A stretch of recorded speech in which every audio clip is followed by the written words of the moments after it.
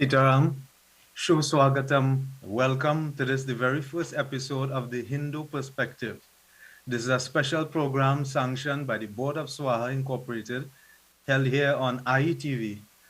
I am Pandit Ishwar Madhu Maharaj, the Secretary of the Dharmandal or the Board of Swaha, and I kindly request that you join us today and upcoming Tuesdays from 4:30 to 5:30 p.m. as we explore various contemporary issues facing societies worldwide.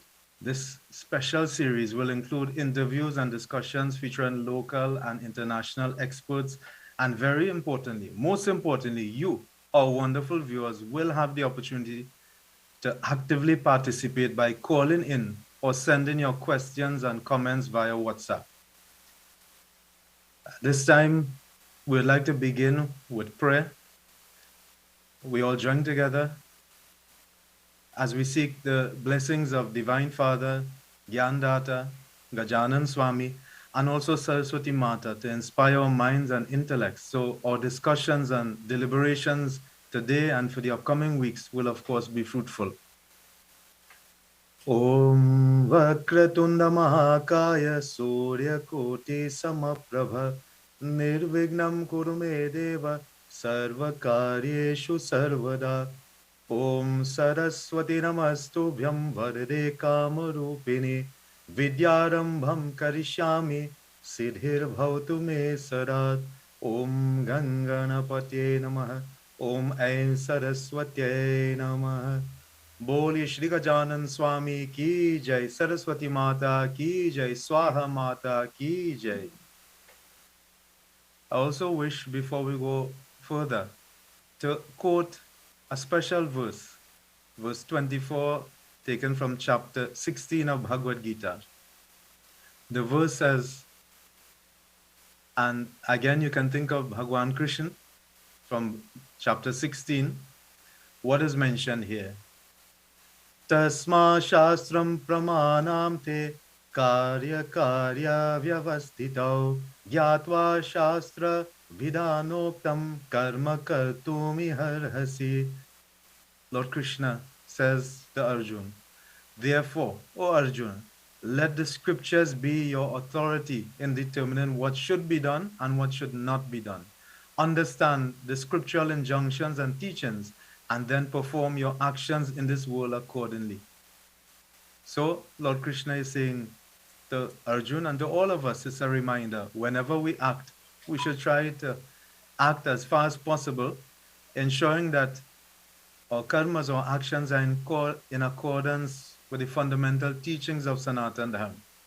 And this very powerful statement of Bhagavad Gita, taken from chapter 16, will serve to guide much of our discussions in the weeks ahead. It's a privilege for me now to introduce two esteemed pundits of Swaha. Firstly, I would like to introduce to you, well known, I'm sure to many of our viewers, Pandit Gyandev Prasad ji. He's a senior member of the Dharma Mandal of Swaha. And you may be hearing this term Dharma Mandal for the first time. Dharma Mandal refers to the board of Swaha. Pandit Gyandev is also the spiritual leader of Sukh Shanti Bhakti Mandali in St. Augustine. He's a distinguished pundit and educator, and of course, he is a former principal of Swaha Hindu College. The other esteemed member of the panel today is Pandit Jaidat Maharaji. He is a member of the Dharma Mandal again, and is the current president of Swaha Incorporated. He's also a very highly educated individual and administrator, educator himself also, with experience in particular at the tertiary level. And he's also the spiritual leader of the Gyan Jyoti Mandali. At this point, I wish to invite Pandit Gyandev ji to make his opening comments and to give us the premise for the Hindu perspective. Panditji. Thank you, Pandit Ishwar. To our viewers, listeners, welcome. You have been beautifully welcomed by Pandit Ishwar with prayer. I just want to clarify, well, after introduction, I'm kind of excited to hear what I have to say to her after developed by Pandit Ishwar. I'm myself interested in what I have to say. But seriously speaking, the program, as mentioned, the Hindu perspective, aims to deal with current issues, as Pandit Ishwar mentioned, affecting our society, not only locally but internationally. And we are taking this from the perspective of that Hinduism has at least 18 Puranas, hundreds of Shastras, and various books that deal with various topics. So that what we are talking about is based upon Hinduism and the right thing. Now we are saying man acts, as also by Krishna Bhagavan. But what he should do and what should not do is based upon scriptures. That's what Ishwar said. So what we will be doing is kind of guiding the discussion in such a way as that we are not going to criticize, condemn, or condone anybody. We're going to say what is being done, what's being done, what's being said, and how the scripture affects that. And so that we can come upon a position as to what we should do or should not do. So basically, the program is not about bacchanal. It's not about people calling and cause controversy. No, we are going to discuss issues. And we are saying we are removing personalities. We're going to deal with issues that affect our society. And there are many issues right now to be dealing with, as you will hear shortly. So basically, the program is there for us to participate and make our comments and see what we have to say based upon what is going on in society, from the media, from various institutions, whether it's political, educational, social, otherwise. And our scriptures guide us so that in Hinduism, there is a book for politics. There's a book for even married life.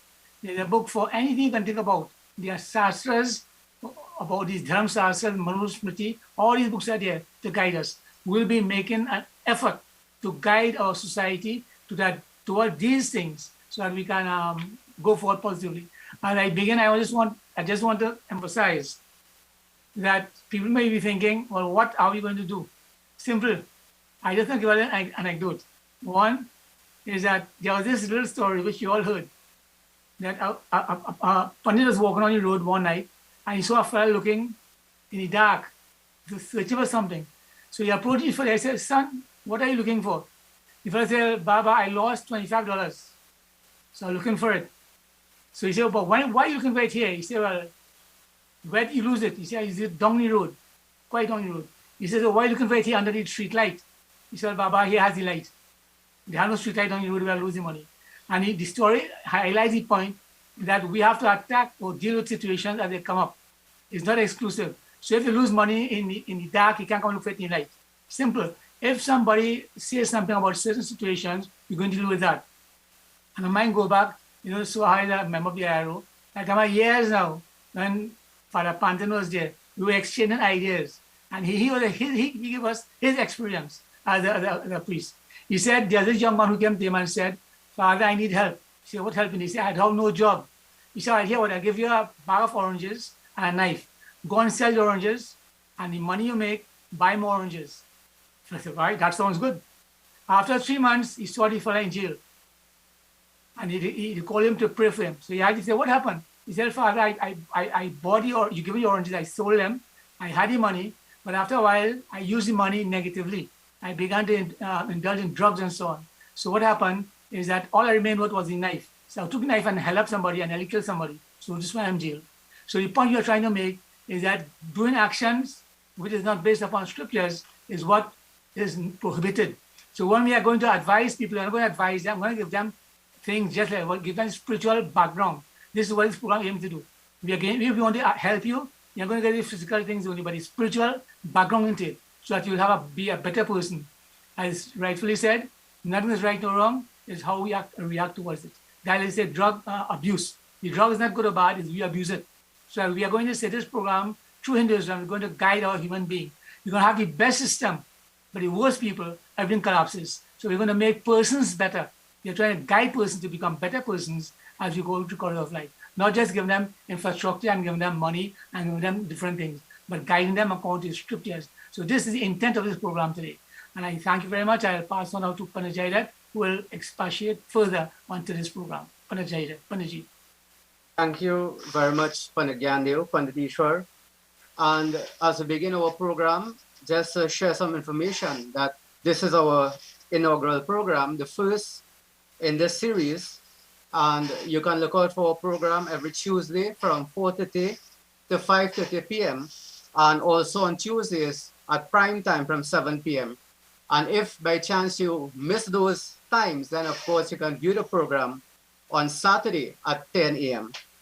We intend to make this program very interactive so that information will be shared, as Panagiano mentioned, that all of our information is going to have grounding from our scriptures. So we're going to look at the Hindu perspective, taking social issues, but of course looking at it from the perspective of our scriptures, so that every person, those who would be interested, will be given the opportunity to call into our program to make a contribution, to share comments, of course, on the issues that are being ventilated.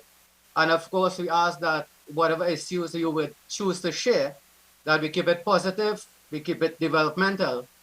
Um, the number that you will call, ITV 223-1601. And in the cases where you may not be able to get through with the call, because there are a lot of persons who will be trying to call to the station, so that we are also allowing WhatsApp messages. If there are any issues that you would like to ventilate, and you're not getting through the call, you can WhatsApp 470-8103, 470-8103.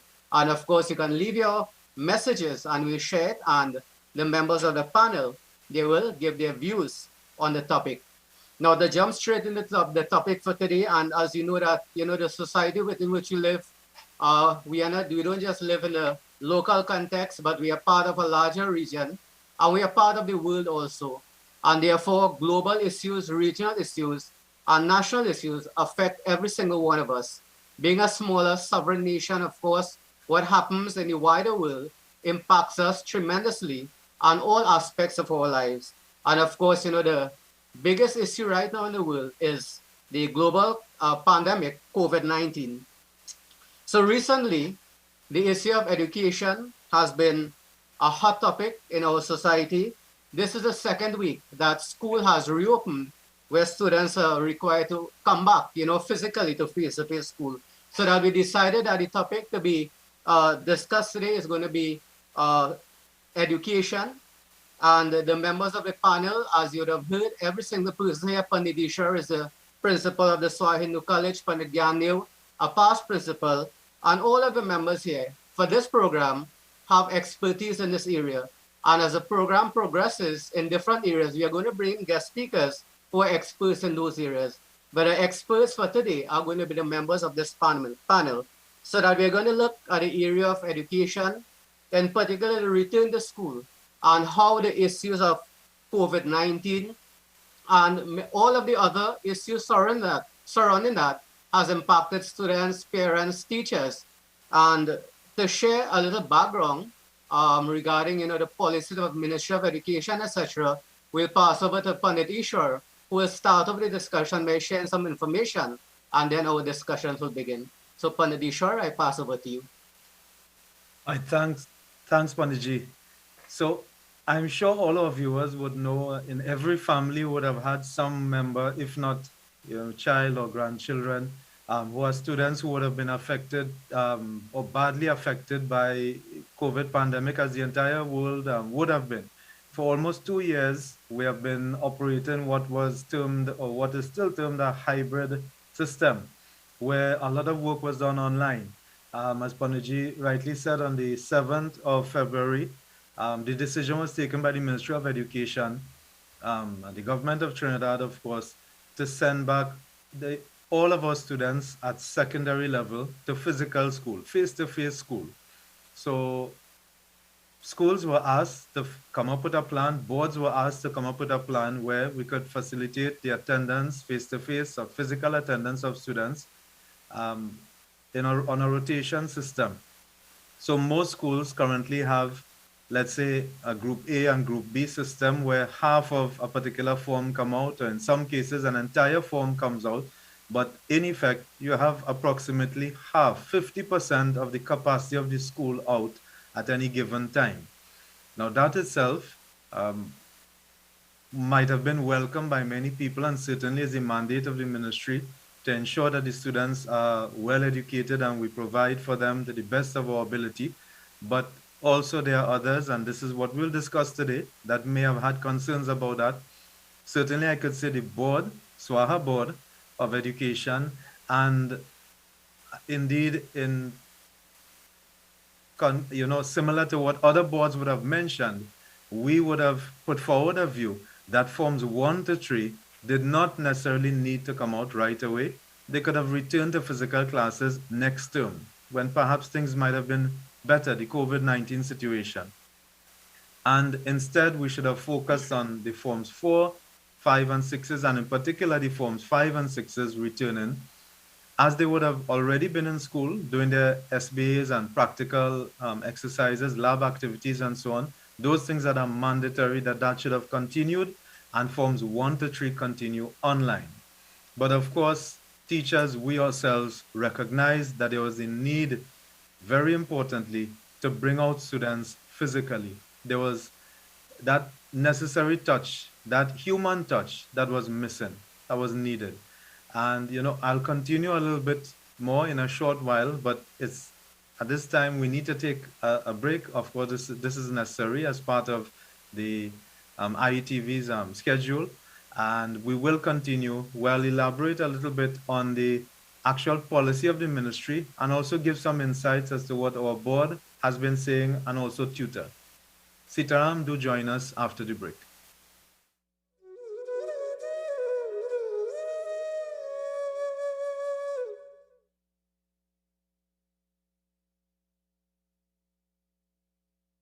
We all want to save money without compromising on the best quality insurance coverage. If you are renewing your motor or homeowner insurances soon, then call us at Ekta Consultants. With over 27 years in the insurance industry, we can offer you significant savings on your insurance premiums. As agent for Guardian Group, we assure you the best quality coverage at a very competitive price. Email us at ektagroupmail@gmail.com. Every day, normal people like you and I have questions about the law and a desire to understand simply that which binds us, guides our conduct and our journey throughout our lives. From as simple as buying a soft drink, for you the consumer there are laws, and for the business person there are also company laws. Therefore, as aptly named, you are the law represents you. I am Umesh Prasad, criminal law defense attorney, and I invite you to tune in every week. The mission is simplifying the law, and the purpose is providing education on the relationship between you and the law and on your legal rights. An informed and empowered citizenry is key because you are the law.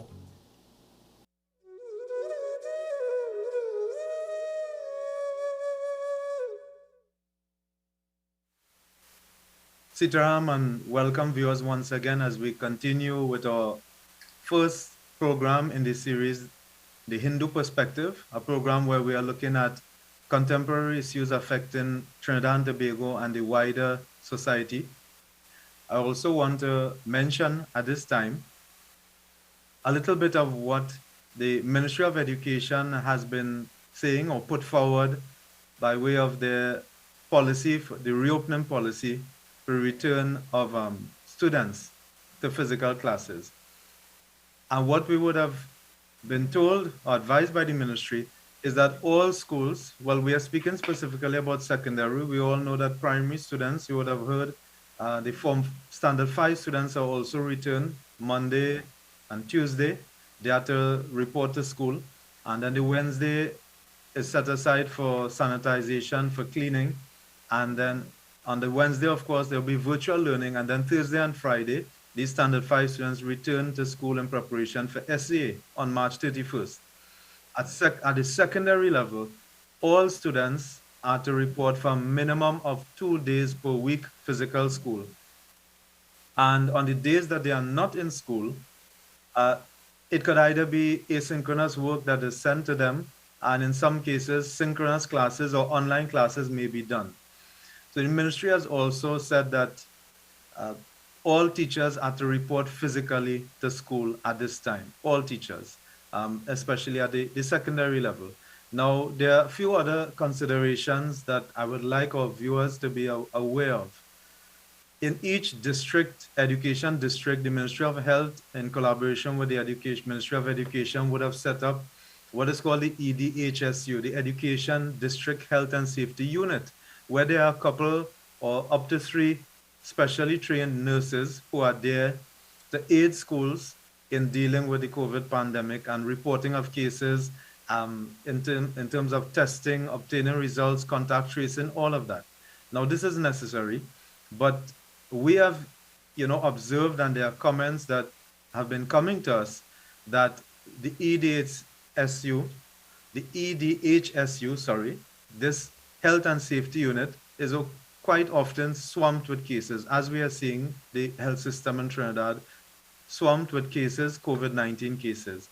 Then schools have been asked to partner with the Ministry and Ministry of Health, of course, and establish crisis management teams, health and safety committees, which already exist. But for these committees to now look very closely at, of course, ensuring that the COVID-19 protocols are enforced strictly, but also to report cases and to help deal with cases in the school. And I'm saying quite often, as have been coming to us, comments coming to us, it has been proven quite difficult. It's a tedious process also. Now, educators, schools, and certainly the SWAHA board will encourage our teachers and our principals to do the very best that they can. And I want to say that teachers throughout the country, just as parents have been dealing with tremendous challenges over the last 2 years, or students have been dealing with challenges. In fact, students who for the last 2 years wrote CXE and CAPE under such conditions and SEA, those children are champions. They are true champions to have gone through a pandemic and been successful in exams. But all of this has been largely due to their own effort, but the support from parents and the schools. And we are saying that there are a number of things that still have to be considered. So while schools have been asked to come back out, students are reporting a minimum of 2 days per week. Ministry is suggesting that it should be 5 days in a 10-day cycle then. 5 days they are out in 10 days. But then there are other questions, and I want to raise one: vaccination. About half of the students who are, and I stand to be corrected, but about half of them are still unvaccinated. Now that itself, I'm not making any pronouncement whether, you should be or not. We are simply saying, while it is a personal choice, SWAHA, of course, SWAHA Hindu College, the SWAHA board, just as so many other boards would have put forward, that vaccination, once you're able to take that vaccine, once you have been medically cleared, if you're unsure, get vaccinated for the safety of yourself and your children.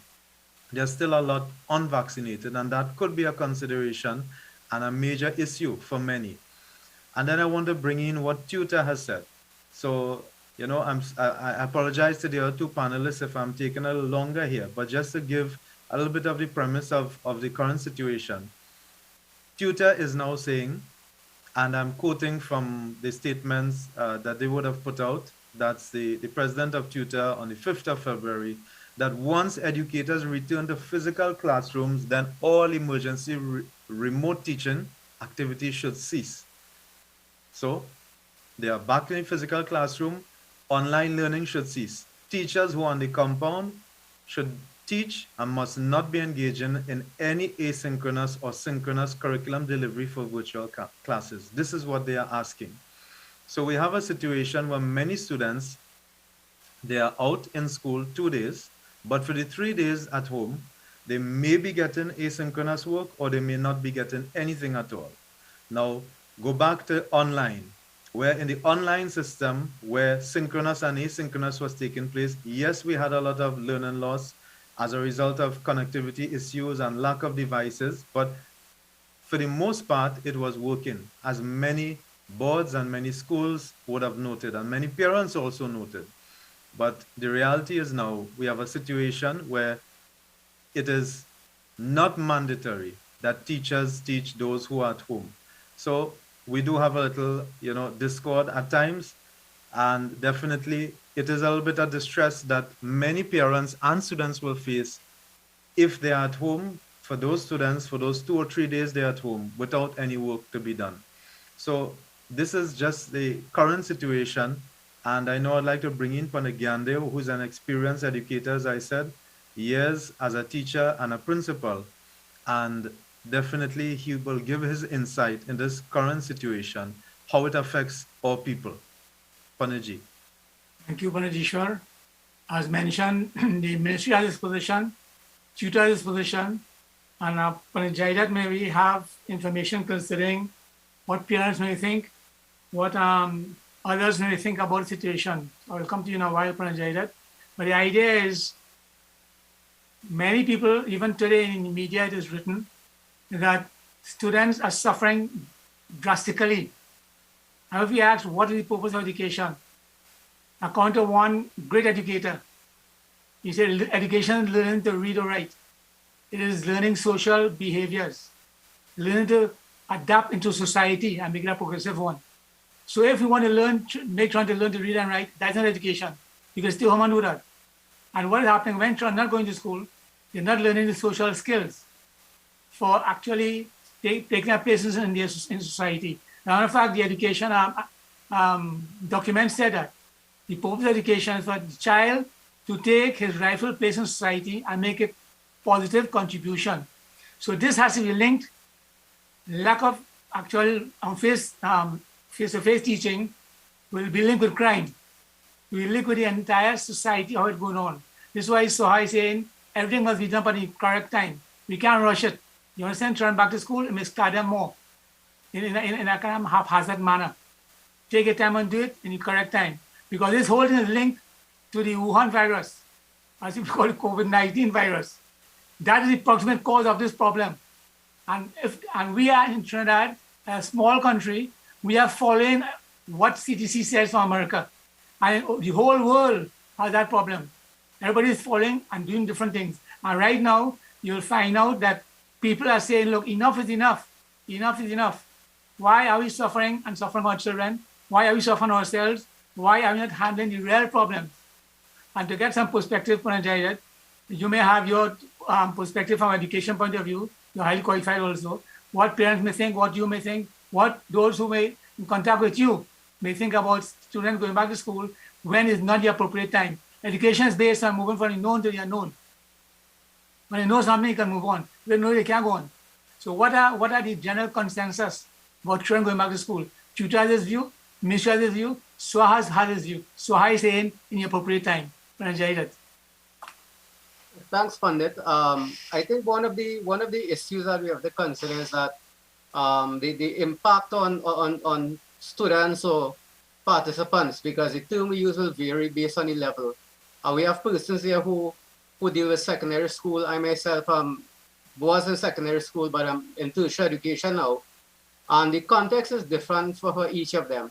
So a concern obviously with parents for the younger children, especially those who are in primary school and the lower forms, of course, is the safety. Now, we may say that children are less susceptible, they're able to recover quickly. But the reality is that when they go to school, if it is that they were to pick up the virus and they go home and you have elders in the home, then of course that is a risk. So there's a lot of hesitancy. And Pandit Ishwar could probably verify that if that is reflected in the numbers in terms of what we have seen at the Swara school. What I can say is that, at least for myself, I'm in touch with many teachers at the secondary school, and the numbers are very low. So normally in a class, you would expect 30 students, you have 5 students who are coming and the others are not coming. And when they reach out to the parents, the reason obviously is because parents are saying that this is not safe, I'm not going to allow my child to go to school. Number one, they are putting themselves at risk. And secondly, that we have elders in our home and they will be at risk also. So that is one side of it.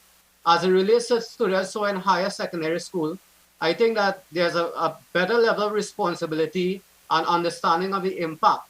So you may find that there's a different level of comfort for someone who has a child who is 17 or 18 years, 19 years in higher secondary school to let the child go to school because they can take care of themselves. I know that in most tertiary level institutions, classes are done using a blended approach.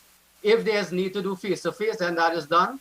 If not, then there's online. And in those situations, you'd find that in that context, because you're dealing with adults, it is a little different. So, Panditji, to answer your question, it really depends on the level, and based on those levels, that is what you're going to find the views of parents are going to be based on.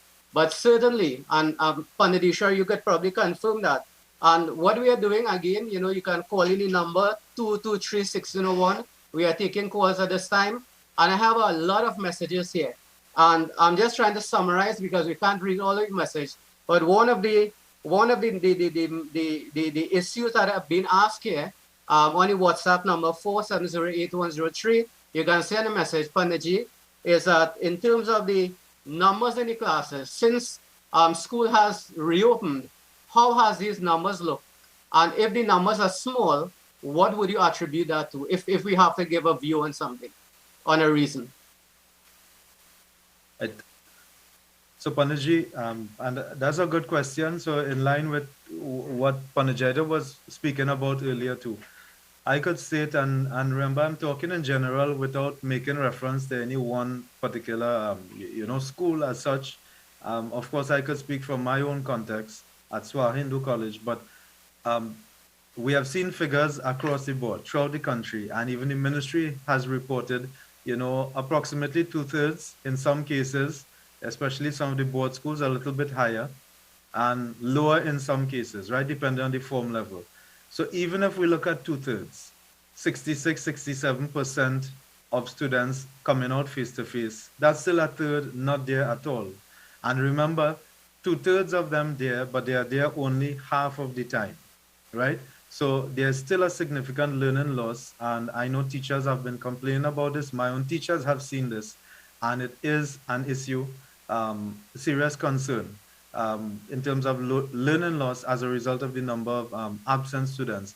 And one important consideration, so the question from that caller or the person who would have messaged via WhatsApp really is also, as Paniji mentioned, the particular context. I can tell you for many of the upper forms, we have noticed that they are not coming out in large numbers. So you will find larger numbers in the lower forms, forms 1 to 3. These are students that are curious about school. They have not been in school before. I can speak from my own son, young trainee Pandit Ashutosh, who wrote SEA in 2020 and only started going to school 2022, right? So they didn't know anything about the secondary school system. They're only now being exposed to it. So there is excitement. They are young, budding in intellects, brimming with excitement. And so they're happy to go to school. But at the upper levels, we have forms 5 and 6 students who are staying away. Why? They are staying away. Parents are keeping them away because we do not want these students to become ill, to get sick and have to quarantine so close to exams. Remember, just a couple months away. And why take the chance when for many of them, they have completed the syllabus? There's just a little short way that they have to go again. And it seems as though it is an unnecessary risk. So these children, Panajaidat, Panagyandev, and to our viewers, they are coming out on the days that they really see as most important for them to come out. And we are still seeing, and it's being reported, many parents sending in excuses, sending medicals for why students cannot come. Now, once we get it, we treat with it. But at the same time, we have to wonder whether or not, it's a bigger problem brewing.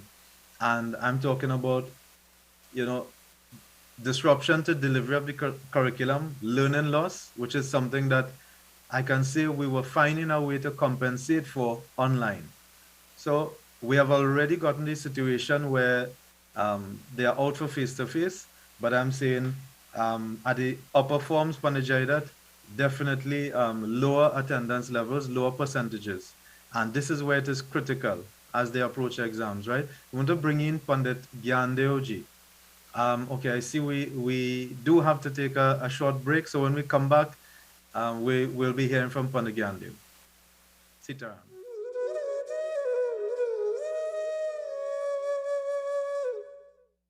Hi everyone, welcome to Prime Time with Surendra on IETV, where we bring to you interviews with some of the biggest music icons in our local entertainment industry on Fridays at 9 p.m. I am your host, Surendra Ramuta. Stay tuned and keep it locked on IETV, #1 station for news and entertainment.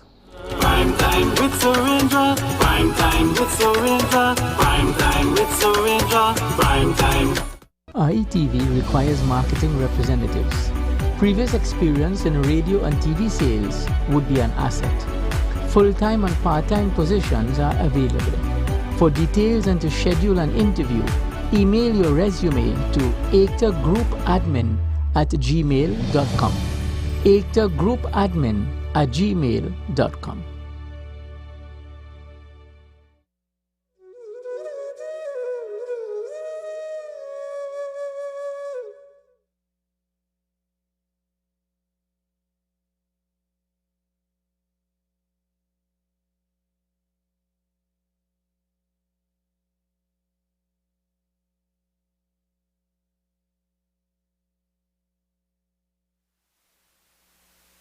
Sijam viewers, welcome once again to the Hindu Perspective. I want to invite Panagyandev ji to further elaborate on this issue of the various issues affecting education in Trinidad and Tobago. Pandit. Thank you, Pandishwar. I just want to raise the issue because, in my opinion, we heard the ministry point of view, we heard tutors' point of view, we heard our parents, what the parents have to say, and Jerry have more information on that. But the thing is, in my personal view, you don't want children to come back to school. I'm asking a question. But what we have noticed is that children are going cinema, they're going to Lime all about, they're going all over the place, but only in school, they'll get COVID, they get COVID nowhere else. It's kind of contrary in my mind. Why it is you're reluctant to send children to school? Why are parents are not sending children to school, afraid to get COVID? But you're taking children to the mall. You're taking them, and mall have more people in school, and the mall have all kinds of people also. You're taking them to the carnival situations that are coming up. You're taking them all over the place. But to go to school, is it a reluctance now for education? Is it our society has been damaged that education is no more important? What it is really? I know, I'm just asking a question, and maybe Jared, but Ishwar, you all could elaborate on that, what you think, based upon our experiences. Panditji, I will just share again some experiences from what I've heard, right? And again, being in the field of education, and being married to a teacher also, we hear some of these stories. So, for example, there is justification for fear in schools, and I hear what you're saying, Panagyandev. But what I can say is that, okay, maybe with a child going to a mall, one of the issues that a parent may be with a child, there may be some level of control, but when peers get together, there is a concern. So in less than 1.5 weeks of face-to-face school, I've heard about fights. I've heard about students coloring students and pushing them against the wall, students smoking weed in the classrooms. So those are some of the realities. But the thing is that the schools I'm talking about is schools where you have students of that come from low socioeconomic status communities. And the reality is that there are different types of socioeconomic status communities, and the behaviors and the attitudes are different. So that is just one side of it. I know that maybe on the other side, so Pandit Ishwar could share maybe Swaha's view and how the students in the Swaha Hindu College, they have reacted and how they behave. What is the behavior of the students at our school?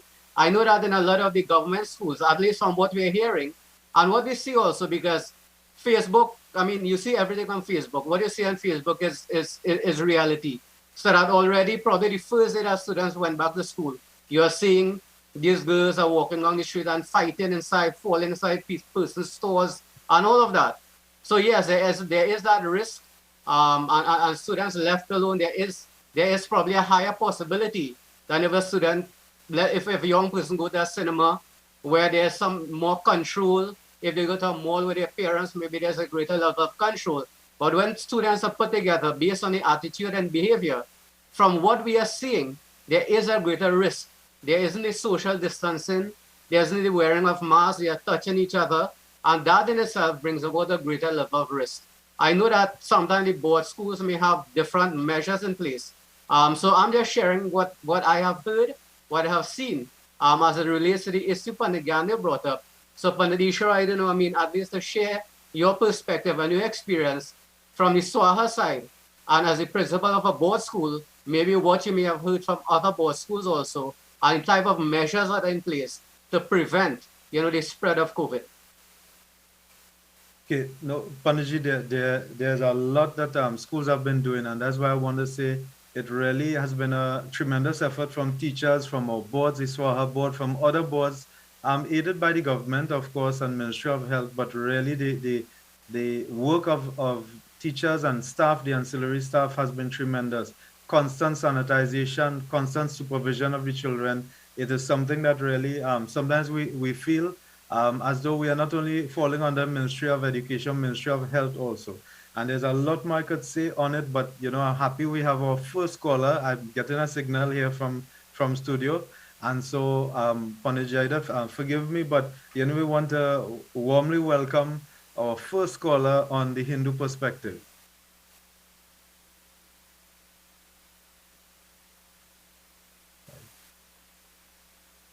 Okay, so, and what I'm you saying, lost the call. yeah, I think what just happened. So it's a little bit of inexperience here. So forgive me and forgive us.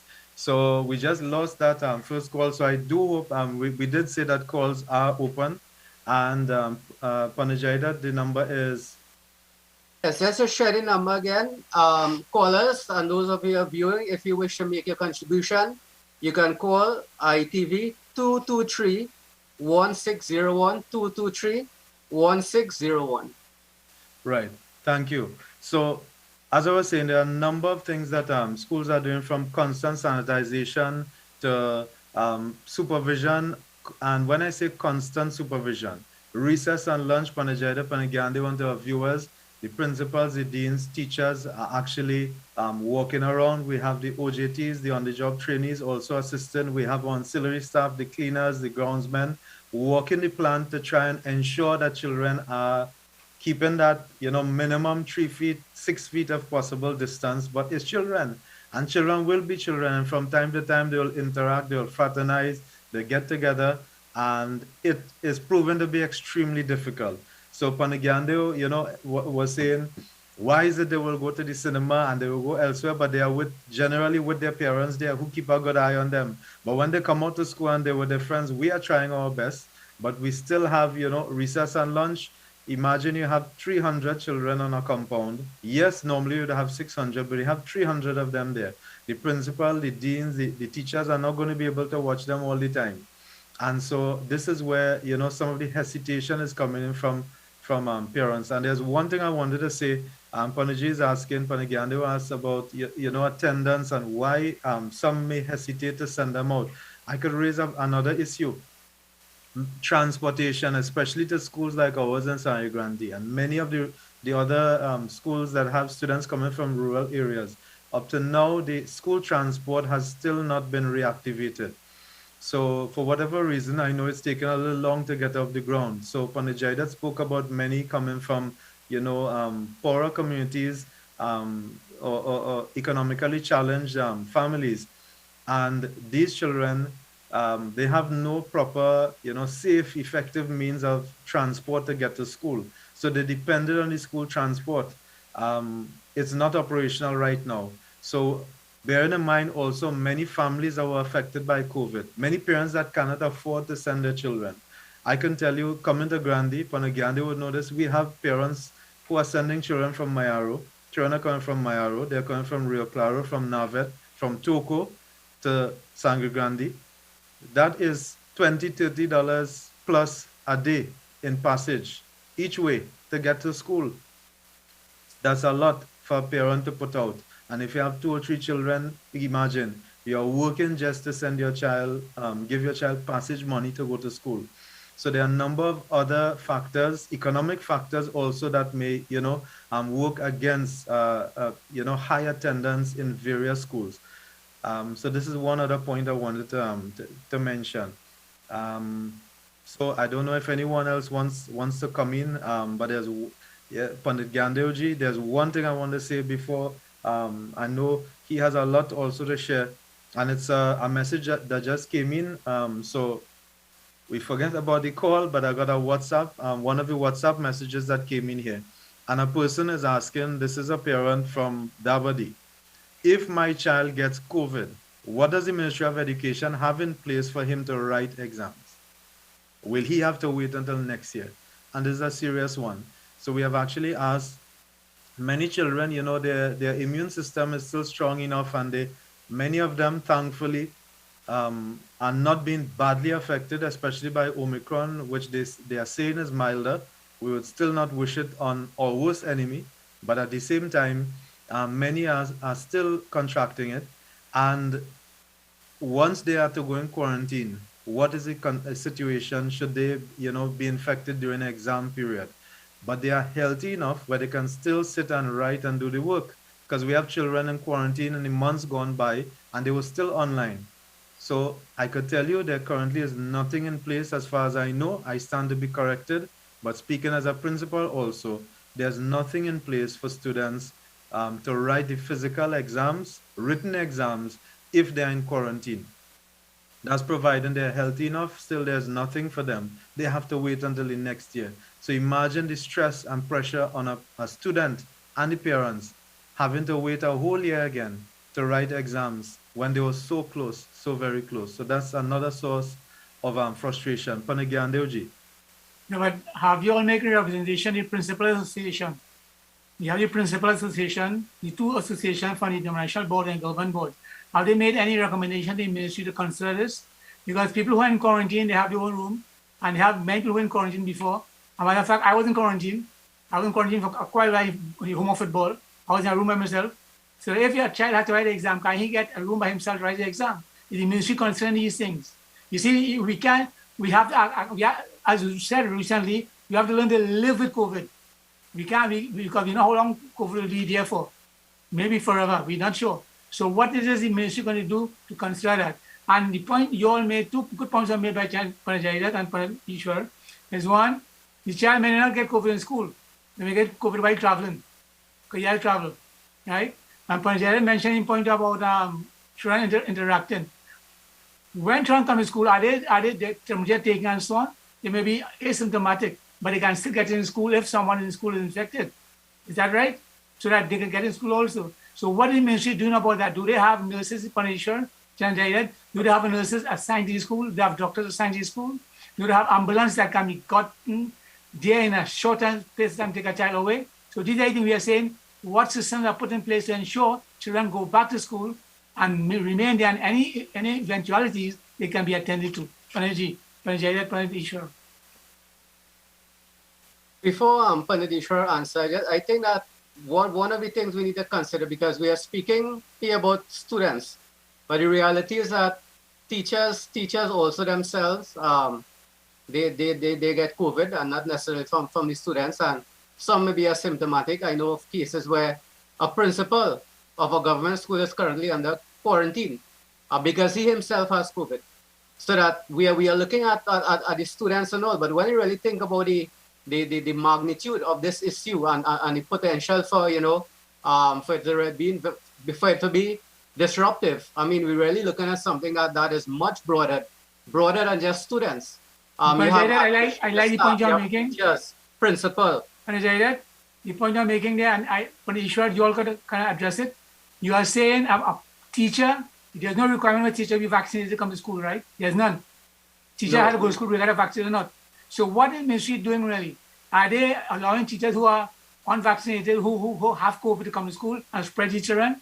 So we are saying these are the situations we have to address. Is it being addressed? And we are saying, so in other words, is the school ready to return, but trying to return? Because you have to put a system in place. You have to put a system in place to prevent the children from being infected. And if we are saying, if a principal had COVID and came to school, then you can imagine, there are many teachers who may do it also. And parents who have to visit the school. Is there any requirement that they must be vaccinated before they come to school? So this comes back to the point of vaccination, Panajaidat. Yeah, so the issue of vaccination, I mean, is linked to this whole issue also. And I remember that when COVID, there were the first few instances, when there was COVID in one school, they would shut down the whole school, sanitize the entire school. Now it's different. If a teacher has COVID, they would not come to school. They will be in quarantine. If a student gets COVID, they will be home in quarantine. But they are not shutting down the school. Panadishwar, maybe, I don't know if it's different for you. But for most schools, they are not shutting down the school. You maybe do some level of sanitization. But I don't know the amount of, if the cost of doing all of that, if it is done in a way that it was done before. So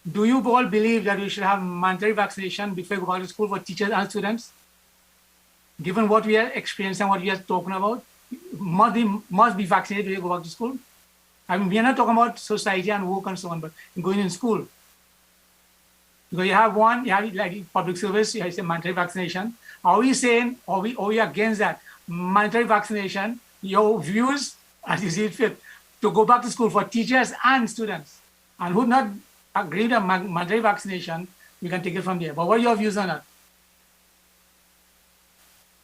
That's a question that I got. My view is that well, when you look at the rights of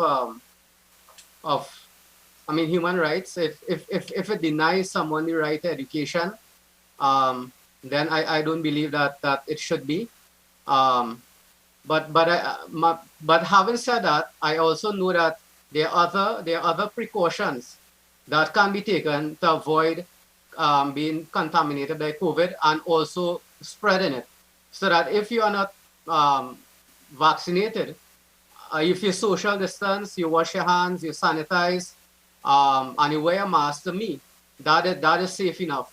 To try to impose mandatory vaccination, to me that's a whole entire issue, and that could lead to a lot of discord within the system. So that's my view.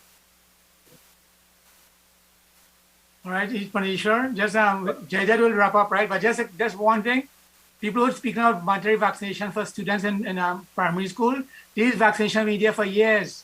COVID vaccination has not been proven yet.